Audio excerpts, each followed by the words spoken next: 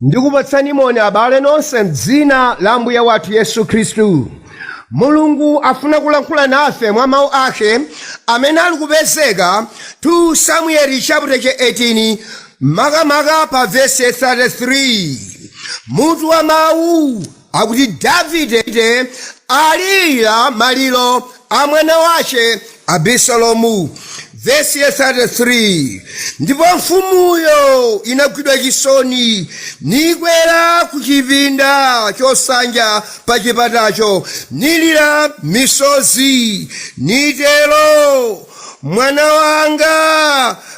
wanga Absolom, mwana wanga, mwezi nditakufera ine Absolom, mwana wanga.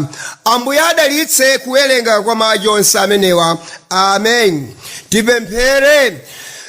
Ambuye wathu Yesu Khristu, timati tikamafika kwa inu timadziwa kuti ndinu thandizo lathu lopezekeratu kuthupi ndiponso kuzimu. Popeza miyoyo yathina pofika msinkhuno sinapyola mumtendere, takumana ndi zovuta zosiyanasiyana, koma chifukwa cha mphamvu yanu taonani tili ndi moyo. Komanso tsiku lija lidayamba chikhristu chathu takumana ndi mayesero osiyanasiyana, koma chifukwa cha mphamvu yanu taonani Ambuye tikuyimbirani, tikulemekezani. Palibe chimene tingakubwezereni Mulungu wathu, zachuluka zokoma zimene Ambuye amatichitira, koposa ife kudzipereka kwa inu kuti inu mulandira phindu la ntchito yayikulu imene mumayigwira kuthupi ndiponso kuzimu. Ndipo nthawi ino lankhula nafeni, mufuna kuti tichenjezeni, mufuna kuti tipulumutseni, popeza mphamvu zonse zidapatsidwa kwa inu kumwamba ndi dziko lonse lapansi. Ambuye lankhulani, musatisiya tokha, zinthu izi ndi zauzimu, tibwere chabe, si mphamvu si nkhondo koma mzimu wanu. M'dzina lenu Yesu Khristu mpulumutsi wathu wamoyo takupemphani. Amen. Mawu amene Mulungu afuna kulankhula nafe ndi chenjezo. Mawu achatawerenga 2 Samuel chapter 18 makamaka pa verse 33. Ndipo mfumuyo inagwidwa chisoni nikwera pa chipinda chosanja pa chipatacho nilira misozi niyenda nitero, mwana wanga Absolom, mwana wanga, kunali kwabwino nkadangofa ine, mwana wanga. Mawu osautsa monga mene tawerengeramu maliro tiawa. Kulira kwa mwana ndi kwina, kulira kwa munthu wamkulu ndi kwinaso. Mwana akalira timati mpatsani bere autisokosera, khala chete ndipo akhala chete. Koma munthu wamkulu akalira kungoti mayo tonse nthumanzi pali kanthu. Mwana wanga iwe Absolom, mwana wanga, kunali kwabwino kani nkadangofa ine, mwana wanga. Mawu osautsa komanso chandikhudza mtima kwambiri. Mfumu polira pamaliro sirutsa misozi, imangoti sore, koma chindidabwitsa mfumu ya mafumu ngati iyi yarutsa misozi. Ambuye tithandizeni tizindikira chinsinsichi chimene mufuna kulankhula nafe nthawi ino. Pamene patuluka misozi mfumu pali kanthu.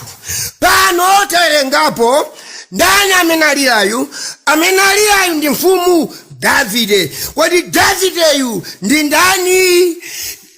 Israeli kwawo ndi ku Kanaani, koma adakapezeka kwa Igupto mdziko la chilendo chifukwa cha njala.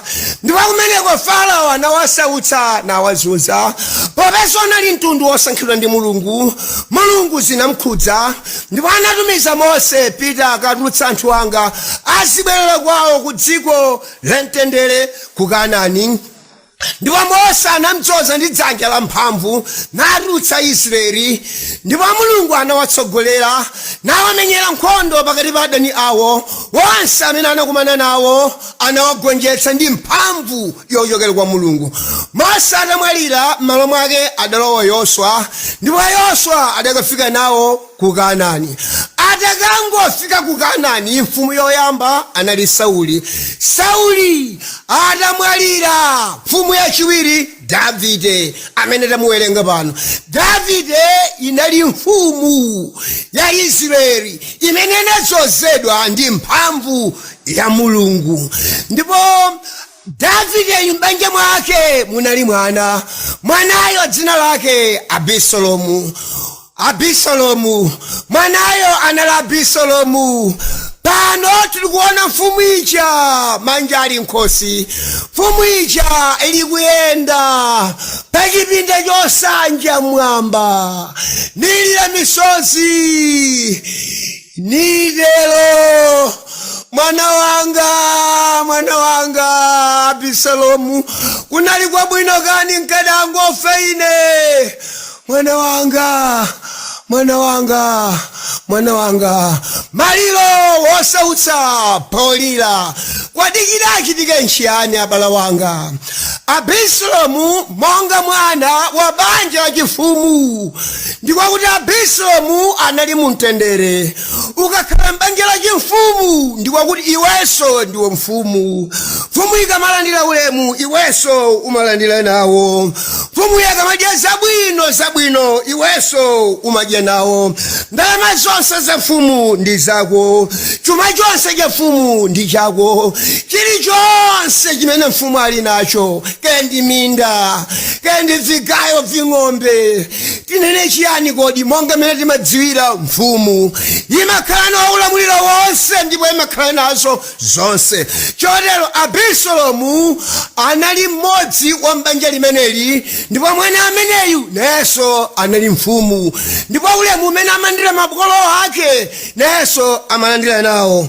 Makamaka chondikhudza mtima, bodyguard imene imayang'anira moyo wa kholo lake Davide, asilikali achitetezo amene amayang'anira moyo wa kholo lake Davide, amayang'aniranso moyo wa Abisalomu, anayang'aniranso moyo wa Abisalomu.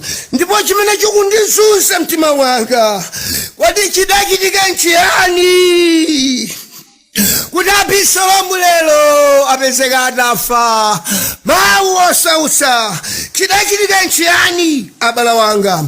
Mawu yawo amandisautsa. Chidachitika nchiyani mu mtima mwa Abisalomu? Mudangolowa chimzimu chonyansa nkumuza kuti ukira ufumu wa bamboko, kuti iweyo ukhale mfumu m'malo mwawo. Chimzimu choyipa. Ndipo nthawi yomwe Abisalomu anakafuna gulu la zigawenga anzake athandize kumenya nkhondo, aphe abambo ake kuti iyeyo atenga ufumu wa abambo wake. Ndipo atamva nzekewo anapukusa mutu ndikumva chisoni, akuti Abisalomu ndi galu, alibe nzeru zomwe. Kodi iye pamene anali mfumu bambo wake ndimese nenso anali mfumu, ndipo ife timasilira kuti nzathu anabadwa m'banja labwino la ulemerero. Chachitika nchiyani kuti iyeyu awukira ufumu pamene ufumuwo wake omwe? Akuti tisamuze, tiyeni timthandize, tifanane.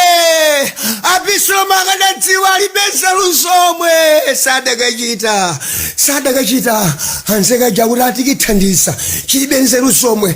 Afuna kupha bambo ake kuti iye akhala mfumu, ndimese pamene bambo ake anali mfumu nenso anali mfumunso. Ulemerero wonse wa bambo ake timese zinali kwakenso ulemerero umene amalandira nayenso amalandira nawo, ulemu umene amalandira nayenso amalandira nawo. Amasoji ana Abisalomu, abale wanga mawu yawo amandisautsa mu mtima mwanga.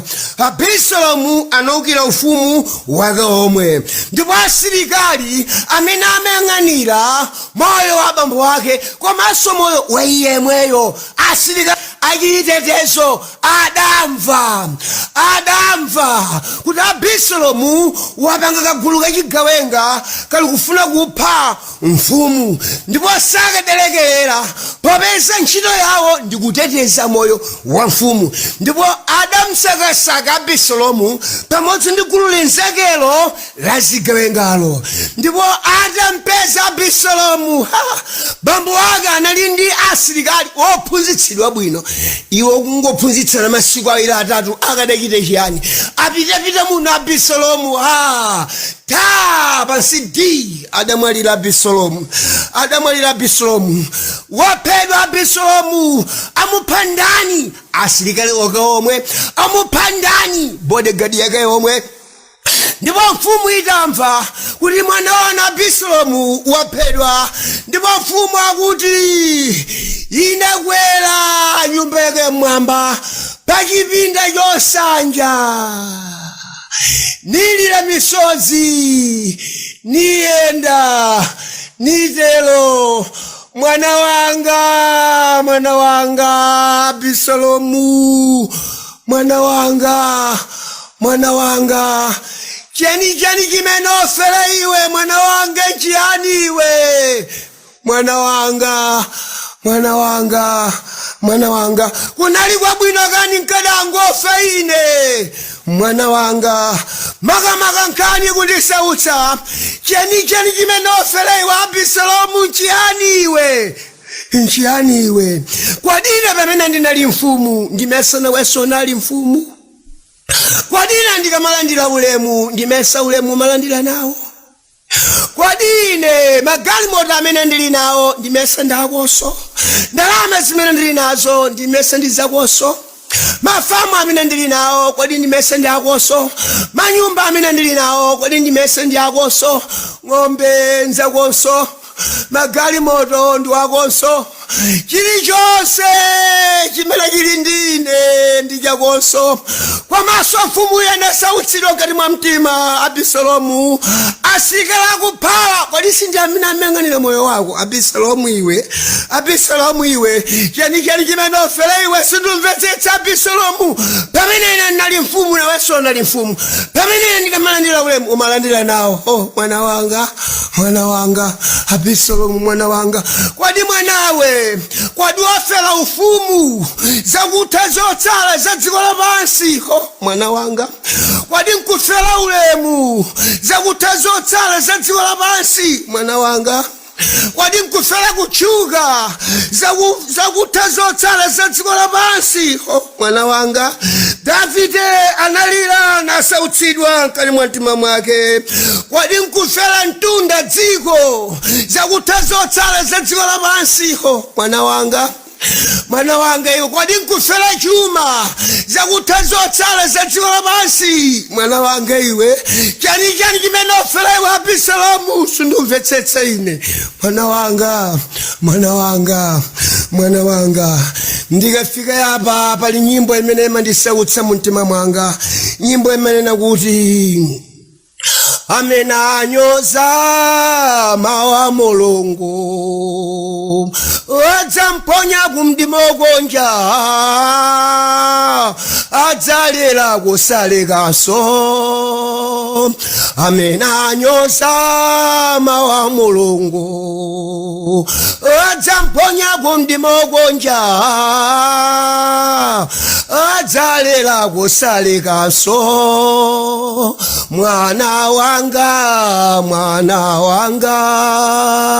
Mwana wanga iwe, mwana wanga, anafa ndi nkhondo ya abale. Absolom waferanji, mwana wanga iwe, mwana wanga, mwana wanga iwe, mwana wanga, anafandi nkondo ya bale. Absolom waferanji, adabida Absolom kuyela limbe chimwana chokongola. Lelo malilo ndenena kale kuti mawu yawo ndi chenjezo, mawu yawo ndi chenjezo. Chenjezo ndili Davide uja akuyimirira Mulungu, mwanayo Absolomuyo ndifeyo, ife tonse obadwa mdziko lapansi ndife ana a Mulungu, kuyambira mwana mpaka na nkhalamba ndife ana a Mulungu. Ke ndinu abwana ndinu wena Mulungu, ke ndinu watali, ke ndinu akuda, ke ndinu ojepa thupi, ke ndinu ndani ndinu mwana Mulungu. Padziko lapansi timanenana kuti uyu nchitsiru, pamaso pa Mulungu palibe chitsiru. Tonse ndife ana a Mulungu, ana a Mulungu, tonse obadwa mdziko lapansi. Koma chenjezo ndili popeza ndife ana a Mulungu, Mulunguyo adatipatsa ndalama kuti tizidya ndalamazo, ndipo ndalama ndiyofunika pa moyo wa munthu. Zovala tizipeze kupeza ndalama, chakudya ndalama, ndipo ndi thandizo lopezekeratu, ndipo tikadwala pafunika ndalama zitithandize kupita ku chipatala. Ndalama ndiyofunika kwambiri, ndalama siyoyipa, ndiyabwino. Koma chimene chondisautsa mumtima mwanga, tiyitenge bwino ndalamayo, tingakafereza tuzomwe. Mulungu akatipatsa ndalama tionetsetse kwati ndalamazi ntchito imene ndikuzigwiritsazi Mulungu akondwera. Chifukwa ngati ndigwiritsa ntchito zimene Mulungu sakondwera, ndikafereza ngazomwe ine, ndikafereza ngazomwe. Pamene nene pano ena ndalama zawo sanazigwiritsa ntchito njira yoyenera, ndipo tidapita kachenjeza mchimwene achimwene, abambo amayi, mwana iwe mtsikana Basop samala ndalamaso. Ndalama zimenezi ukapandwa zitenga bwino zikutengera kumanda, ukapandwa zitenga bwino utenge bzimatenda, ukapandwa zitenga bwino akumanga, ukapandwa zitenga bwino ndithudi udula moyo wako. Poyankha tikuti kodi bwanji Mungu ndilondolonda, adakuyikani ndani inuyo kuti mudzingo ndilondolonda? Inali sindikudya ndalama zanu, ndikudya ndalama zanga. Zakodi koma Basop wapita nzako Absolom adafereza zomwe. Maliro osautsa polira, amene Mulungu autilili yonse kundu usanu. Joni ndidalakwa kupatsa ndalama kodine, aphiri ndalakwa kupatsani ndalama, mnyamata ndalakwa kupatsani ndalama, amayi ndalakwa kupatsani ndalama. Pamene ndinena pano ena alowa m'manda. Wafa bwanji mnyamata, wafa bwanji abambowa, wafa bwanji mtsikana? Tikamuza ife ndalama zakozi zikutengera kumanda koma kusamvera zonenenena ife uyo ali manda. Ndalama zake zomwe zidamupha. Lero akatidzudzula kwadi nzanu ineso mvomereza, sizathudi nzakodi. Koma Basop wapita nzako Absolom umanda adafereza zomwe. Maliro osautsa polira, amene Mulungu autililira sikundu usana, amene Mulungu adzatililira tili ku Gehena. Mwana wanga, mwana wanga iwe, mwana wanga iwe, ndidalakwa kodine kupatsa ndalama. Mulungu anatipatsa shugayo tizimwelati, ndipo ali ndi ntchito zambiri. Koma shuga wanu mumtenga bwino, mwakaphikira kachaso enawo apha alowa m'manda. Ufereso somwe pako adzudzula kuti nzanga zakodi, koma nzako Absolom wapita kuye alimbe, adafa kufera fumo komwe, adafa kufera shuga yemwe, akufa tufera ndalama zomwe. Mulungu adatipatsa chimanga tizidya, koma chimangacho tikitenga bwino. Ena aphikira momesese kwadzudzula kuti chimanga chonchanga chakodi, koma Basop wapita nzako Absolom kumanda adafera zaka zomwe maliro osautsabolira wali ndala kwa ine kupatsa chimanga mwana wanga iwe mulungu ali kulira usiku ndi usana kutilira ife ndipo enalo manda ifwe chimanga chochomwe mulungu adalipatsa zovala tizivala ndipo amakondwera tikavala bwino tikamadya bwino tisangalale ife mulungu sakondwera ndi munthu wausiwa koma zovalazo muzitanga bwino popeza ena muli ndi zovala mmene mwazipezera si mchilungamo ayi mwazipeza njira yoyipa njira yopanda chilungamo chonde amayi mukaferezani zomwe munazipeza bwanji zovala zanu munampeza bwanji katundu wanu munachipeza bwanji chuma chanu pamene nana pano kukudzudzulana kwadi kupanda madilo ndi kuti ukudya bwino nzanudi koma basopo nzanu wapita Absolom adafera zake zomwe inunso mulungu akulira usiku ndi usana mwana wanga ndala kuopereka masuti kodine ndala kuopereka matrauze kodine mashati kodine mawayilesi kodine mawochi kodine magalimoto kodine mwana wanga iwe amayi samalani mungakafera zanu zomwe wapita Absolom kuyera alimbe adafera ufumu koma ufumu wakaomwe kani omvetsa chisoni katundu amene muli naye wadi adakupatsani mulungu kuti ife tizikhala chimwemwe achisangalalo kwa makatundu anu kodi mwampeze njira yachilungamo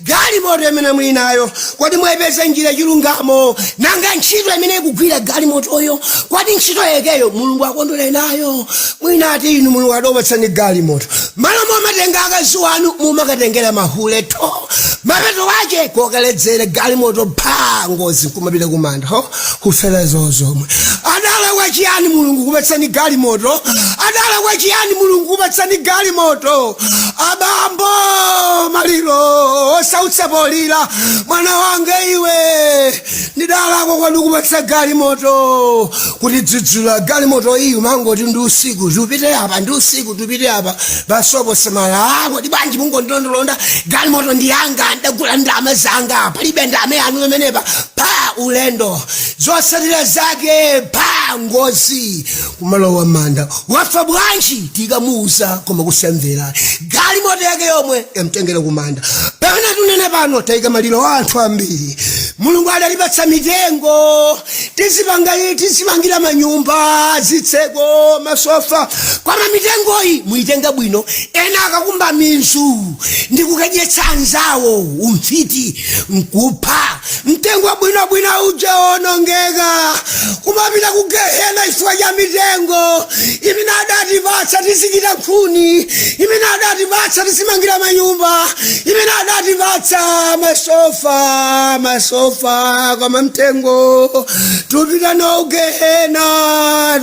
gehena mwana wanga iwe kodi ndala kuopereka mtengo mipeni titenga bwino mipeni banja lopanda mpeni si banja popeza mpeni uli ndi ntchito zambiri kwa malalo lino zotsatira zake mpeniwo takabayira anzathu kwadi mulungu adatipatsa kuti tibayira anzathu kukhala ndi zida pakhomo zikwanje izi ndizi zabwino ndithu zotetezera moyo wanga kwa malelo zakasanduka yida yopera anzathu mwana wanga iwe mwana wanga wali ndala kwa ine kukupatsa chitetezo mwana wanga iwe kukudzudzula kodi bwanji mwachitemera mandiputa dala mzako wapita Absolom adakafera zake zomwe mukafera zida zanu zomwe maliro osautsabolira kani osautsa mumtima mwanga mulungu adatipatsa akazi akuti aliyense akhale naye mkazi weyekha ndipo adatipatsa amuna ino azimayi adakupatsana amuna atsikana adakupatsana amuna kuti aliyense akhale naye mwamuna weyekha koma mwatenga bwino akaziwa mwatenga bwino mukafera zanu zomwe yana mwachitotenga 2 akafera zozomwe awa akafera zozomwe munthu mmodzi dzibwenzi 5 dzibwenzi 4 dzibwenzi 2 akafera zozomwe awa ndipo ena adatikengeza mwachulukitsa dzibwenzi 10 munthu mmodzi bwanji mtapungula inu yamakukanani akazi ndisiyeni ine ngene ndalama ndikudya ndalama zanga chabwino kwa mabeso posamalanza kwatayika maliro alomanda nchiyani chamupha adakachita chigololo nkukatenga dzimatenda maliro osautsapolira zonenenena tife tikenena wafa bwanji nyamata nchiyani chamupha akazi koma akaziwo ake omwe nchiyani chamupha mwamunayo koma akaziwo ake omwe chamupha nchiyani mtsikana ndamuna koma amunawo ake omwe samalani bambo wanga samalani mngakafeza nusomwe ndipo mulungu akulira siundusana napiri ndalakwa kodi kupatsa amuna ine ndalakwa kodi apiri kupatsani wakazi ine ndilikuona dziko lathu ndilikuona dziko lapansi ndilikuona chigulu cha atsikana chupita gehena kufera zozomwe ndilikuona chigulu cha azimayi kupita ku gehena kufera zozomwe ndilikuona chigulu cha azibambo chigulu cha wana maliro wasautsapolira mulungu ku gehena tili kusauka ng'anjo yotentha ya moto mwana wanga iwe wanidalakwa ine upatsa magali moto upatsa ndalama ine upatsa mitengo ine upatsa akazi ine upatsa amuna ine ndidalakwa kodi ine upatsa zovala ine upatsa chimanga ine upatsa shuga ine ndalama iwe mwana wanga zonse zidakenera kukhala thandizo la moyo wathu kutheka ndalama kukhala bodyguard msilikali amene amachingiza moyo wanga kuti ndizidya bwino ndizikula bwino koma bodyguard yemweyo akhoza kutambanuka nkundiphaso Absolom asilikali amene amang'anira moyo wake omwe adatambanuka nkumuphaso achitike nchiyani kaya zimene mulungu adatipatsazi ndikuti zikhoza kutambanuka nkutitengeranso gehena zinthu zabwinobwino zimene mulungu watipatsa kuti zithandize moyo wathu zitichingize moyo wathu kuti tizidya bwino tizikondwa tizisangalala zomwezi zitambanuka kutitengerefe ku gehena kufa ndi nkhondo ya abale mwana wanga iwe mwana wanga onafa ndi nkhondo ya abale Absolom waferanji mwana wanga iwe mwana wanga iwe ndamuna wanga onafa ndi nkhondo ya bale Absolom waferanji mawu amaliza tanimvetsetsani panali banja limene lindali mwana wawo wa sukulu kamwana kazaka 4 ndipo kamwanaka amakasamalira bwino kwambiri popita kukapatsa chakudya pobwera amapeza chakudya chonse chililede ndiye nthawi zonse mwanaye akabwera amapereka lipota kuti mami ndabwera ndi akuti abwera chakudya ichi udye tsiku lilonse amapeza chakudya chophikaphika adamkonda mwanayo ndipo anamsamalira bwino mwanayo ndipo tsiku linali mwana wapita ku sukulu wafika njala ili pamimba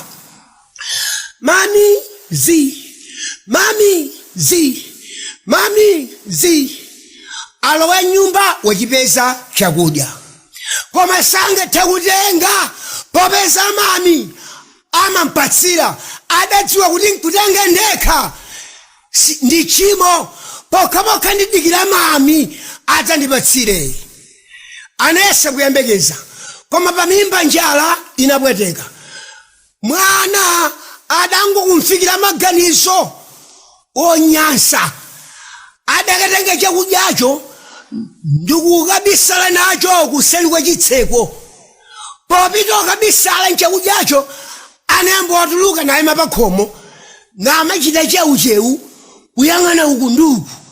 Mwina mama akubwera akangondipeza zavuta nakalowa nasamba mmanja nkutuluka asoka ema pa windo ndikutsakula ndikuchauka nakalowa kuti azidya nthongo yoyamba yomweyo wayima wakafika supakhomo asuzumira wosadziwa kuti amayi akubwera amuona. Ndi atamuona anadabwa, mwana ayima pa windo nachita cheucheu ngati munthu wakuba chachitika nchiyani. Mwana ayima pa khomo nasuzumira uku nduku ngati munthu wakuba chachitika nchiyani. Mwana ameneyu nchiyani. Ndipo mwanayu sadawaone amayi adakalowa nkukabisala kuseli kwa chitseko kuyamba kudya nsima ija.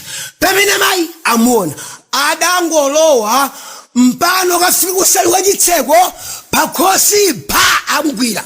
Mwana alirani koma mwana adakuwapulidwa, mwana anamenyedwa.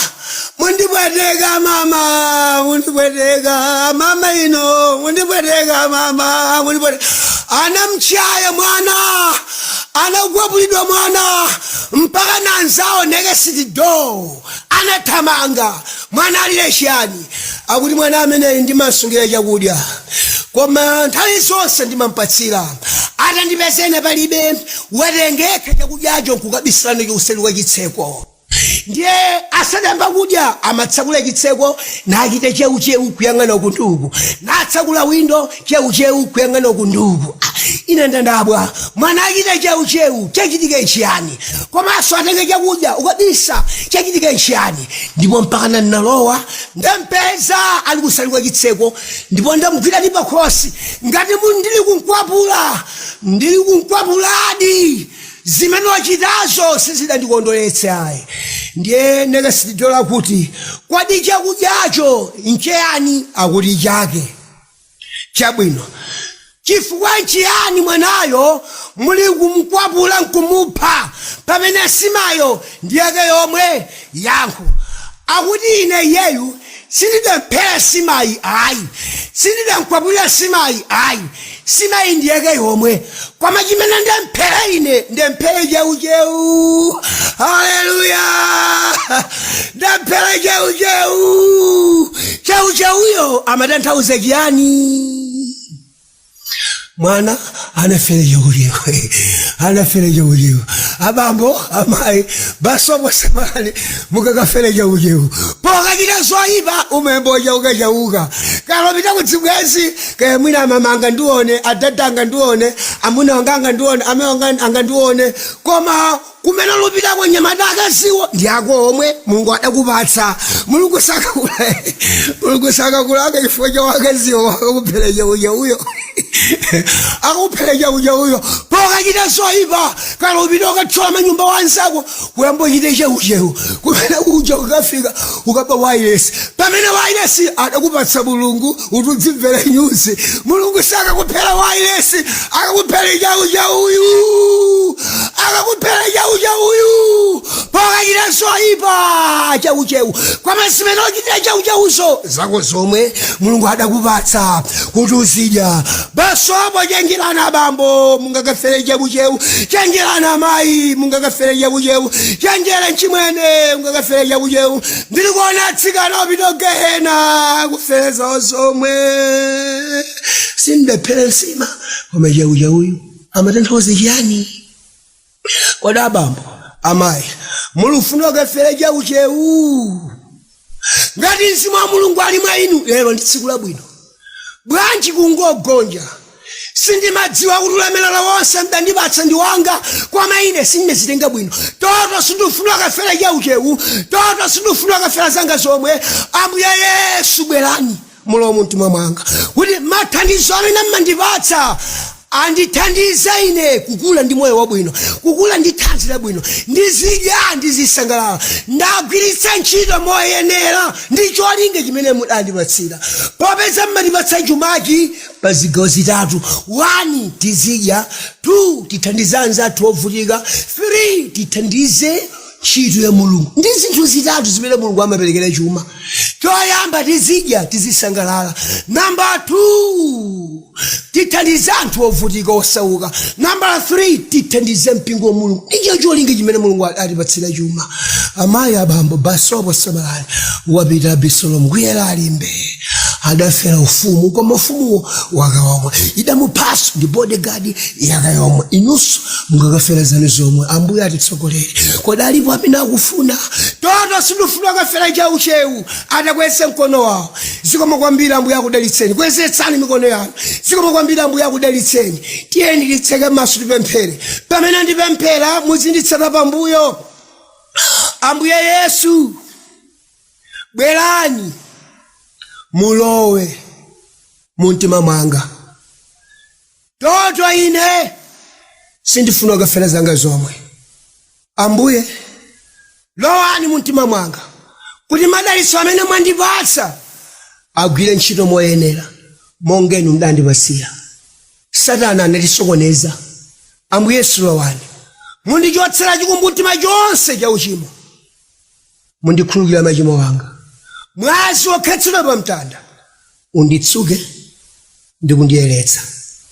Iwe Satana sindikufunaso. Ndi wakuba, wakupha, waononga.